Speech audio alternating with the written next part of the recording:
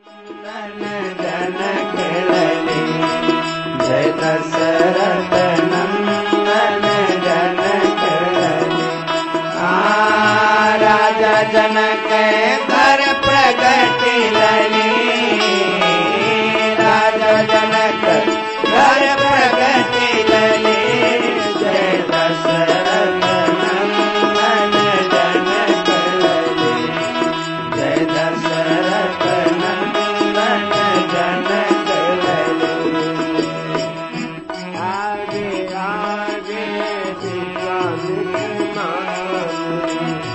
आगे आगे विश्वामित्र महामुनि आगे आगे विश्वामित्र महामुनि आज लक्ष्मण अतुल बलि आज लक्ष्मण अतुल बलि जय दशरथ नंदन जनक लली जय दशरथ नंदन जनक लली बाचे लचे मन अतुल बलि बाचे लचे मन अतुल बलि जय दशरथ नंदन जनक लली जय दशरथ नंदन जनक लली। सच्चिदानंद भगवान की जय सांचे दरबार की जय भक्त और भगवान की जय। और आप लोगों ने भी ऐसे भरे काम में भगवान के दरबार में आकर के जो अपना अमूल्य समय दिया, ये समय व्यर्थ नहीं जाएगा। कोई देखे या न देखे, कोई जाने या न जाने, परमात्मा तो देख रहा है। मैं एक उदाहरण देता हूं। वृंदावन में बांके बिहारी के दर्शन करने के लिए सूरदास जी आया करते थे। रोज आते थे, बेचारे गिर पड़ते थे, चोट खा जाते थे। तो एक दिन लोगों ने पूछा, बाबा जी जब तुम्हें कुछ दिखता नहीं तो यहां क्या लेने आते हो, क्या देखने आते हो? सूरदास ने जो जवाब दिया वो बिल्कुल को मेरे दिमाग में बैठ गया। उन्होंने जवाब दिया सूरदास ने, भैया हम तो बांके बिहारी को नहीं देख रहे हैं, लेकिन बांके बिहारी तो हमें देख रहे हैं कि हम रोज यहां आते हैं। हमें कोई न देने कोई न जाने, लेकिन वो परमात्मा तो देख रहा जिसके नाम से हम यहां आए हैं। वो तो घट घट बासी है।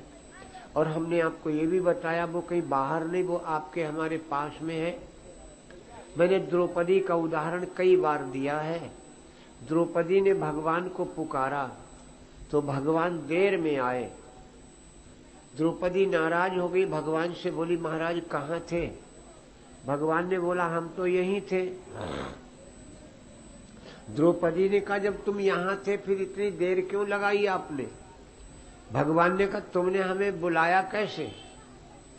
द्रौपदी ने कैसे बुलाया था भगवान को? दुख हरो द्वारिका नाथ शरण में तेरी। तो भगवान ने कहा हम थे तो यहीं, लेकिन जब तुमने कहा दुख हरो द्वारिका नाथ तो हमको यहां से द्वारिका जाना पड़ा, वहां से लौट गया, तभी हमें देर हो गई। आप कहां से बुलाते हो? परमात्मा वहीं हाजिर है, वो कहीं बाहर नहीं है, एक सेकंड को हमसे अलग नहीं है। मैंने आपको उदाहरण दिया था घड़ी का।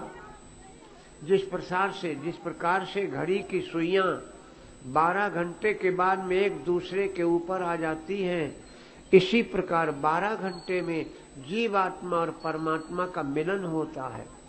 हम आप जान ना पावे वो बात दूसरी। कितना पावन समय मिला ये। भैया जी ने जो निश्चित किया, संकल्प लिया, जगह बदल गई। ये जरूर हुआ जगह बदली, और जगह तो मैं कहता हूं शायद शंकर भगवान की कृपा हो, इसलिए वो अपने आराध्य भगवान की कथा को सुनने के लिए उन्होंने ये स्थान निश्चित किया। इसमें मैं तो कहता हूं भोले बाबा की कृपा है, क्योंकि वो अपने आराध्य की कथा सुनने के लिए यहां पर ये स्थान बदल दिया। स्थान बदला गया। इसरौली चौकी पर कार्यक्रम होना था, 1-1.5 किलोमीटर की दूरी पर आ गया। मैं तो कहूंगा भोले बाबा की कृपा, किसी को दोष नहीं देना। भगवान शिव की इच्छा थी तो यहां आ गया। अब हम कहें किसी ने विधान खड़ा कर दिया तो इसलिए यहां आ गया, ना ना ना ना, ये इनकी कृपा थी।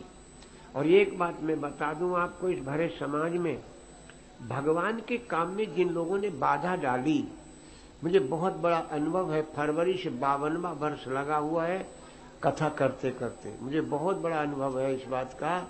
भगवान की कथा में जिसने बाधा डाली, फिर परमात्मा ही उसका कल्याण करे। आप ध्यान रखिएगा सदैव, अच्छे काम में कभी बाधा मत डालना। अगर आपका सहयोग ना हो सके कोई बात नहीं, लेकिन किसी काम में बाधा मत डालना। जब अच्छा काम हो तो उसमें बाधा कभी मत डालना। जहां तक हो सके सहयोग करना। भगवान के काम में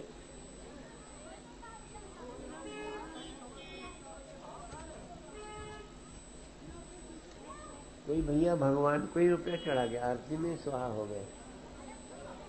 चलो खैर, वो भगवान के थे तो जल के बढ़िया है। आइए, ये 5 दिन का कार्यक्रम आज पूर्णाहुति की तरफ है। शक्ति दूसरे की मदद करने के लिए। अगर हमारे में शरीर में शक्ति, तभी तो हम दौड़ धूप करके मदद कर सकते हैं किसी की।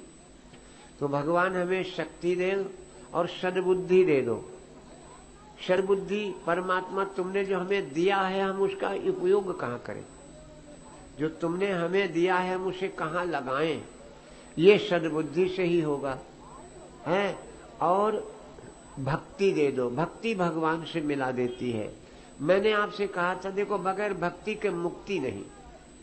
रावण भी मुक्ति मांगने के लिए लंका से अयोध्या आया। उदाहरण दे दें हम आपको, चारों भाइयों का विवाह होकर के आ गया। सीता जी ने अयोध्या में भोजन नहीं किया, पानी नहीं पिया। अब हाहाकार मचा है तो गुरुजी को बुलाया गया। गुरुजी से कहा गया क्या बात है? गुरुजी ने पूछा क्या बात बेटी? तो सीता जी ने कहा गुरुजी, मैंने अभी भैया कथा सुना रहे थे। सीता जी ने कहा कि मैंने सुना है जिसके वंश में भांजे का वध किया जाए वो वंश पाप से ग्रसित होता है। ऐसे क्या भोजन करना उचित नहीं। अब ये पाप किसने किया? दशरथ ने श्रवण कुमार को मारा, सगे भांजे का वध किया, तो ये पाप कैसे मिटे? समस्या ये बड़ी आई। संत महात्मा विद्वानों को इकट्ठा किया गया, ये पाप कैसे दूर हो? तो एक संत ने कहा कि अगर कोई ऐसा ब्राह्मण मिल जाए या कोई ऐसा संत महात्मा मिल जाए जिसने किसी का पानी न पिया हो, वो आकर के अगर अयोध्या में भोजन कर ले तो ये पाप मुक्त हो जाएगा। अब समस्या आई ऐसा, अब समस्या ऐसा ब्राह्मण कहां मिलेगा? जैसे ऐसा ब्राह्मण कहां मिलेगा? ऐसा संत महात्मा कहां मिलेगा जिसने किसी का भोजन न किया हो, पानी न पिया हो? तो बड़ा जब खोजबीन अयोध्या में की गई, कोई नहीं मिला।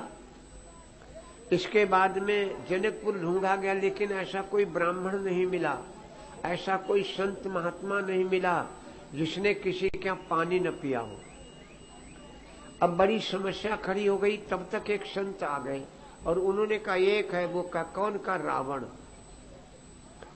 अब देखिए, सप्तदीप नौखंड प्रचंडा 14 भुवन बजावई दंडा, ऐसा पराक्रमी रावण, और उसने किसी का पानी नहीं पिया था। दोपहर में शायद कल मैंने बोला था, सबके घर का भोजन भी करना सोच समझ के करना।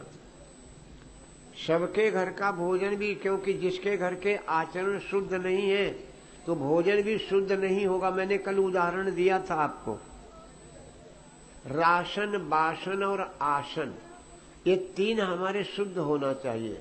और आज लगभग ये तीनों गड़बड़ाए गए, और जब तीनों गड़बड़ाए गए तो हर प्राणी की बुद्धि भी गड़बड़ा गई, राशन भी गड़बड़ा गया। खूब सरकार ने लुटाया, कोरोना में फ्री खाओ सब जने, मिला कोटे में सबको फ्री, फ्री का खाया तो बुद्धि भी फ्री हो गई। राशन, बासन, बर्तन भी शुद्ध होना चाहिए। और आजकल न तो राशन ही शुद्ध रह गया, ना बासन ही शुद्ध रह गया। राशन शुद्ध कौन सा, ये कथा भैया जी ने सुनाई थी आपको। महाराज जनक ने एक धोकनी को धोखा था दिन भर, तब उनको एक पाई मिली थी। ये शुद्ध कमाई है। मैं आपको बता दूं,